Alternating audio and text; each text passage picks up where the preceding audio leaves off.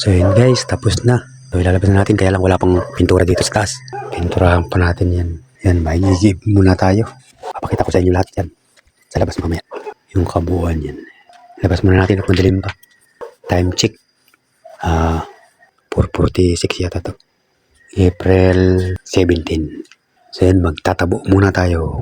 Yan guys, madilim pa. Ito na. Tatabo tayo. Okay na. So yan guys, buo na. Pinturahan na natin lahat. At ginamit na natin kanina, pang-igib. Pinang-igib na natin kanina. Yan, nagtabo tayo kanina. Kaya lang, pag uwi natin, nagkaroon ng kaunting aberya. So kanina, pagkatapos natin magtabo, binaba ako dyan, papalusong. Kaya lang, hindi inaasahan. Yung preno ay lumuwag. So dire-diretso tayo dito. Yan tayo bumagsak. Kaya yan, nagkabungi. Ito, nasira din, naputol.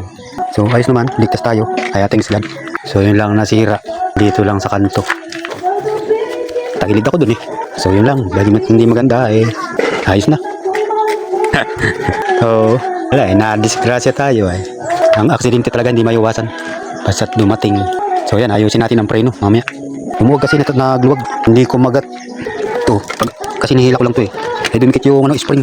Yung sa ilalim. Yung spring na yan. Yan, hindi ko magat. Lumuwag pati yung pinakang niya. Wire na yan. So yun lang.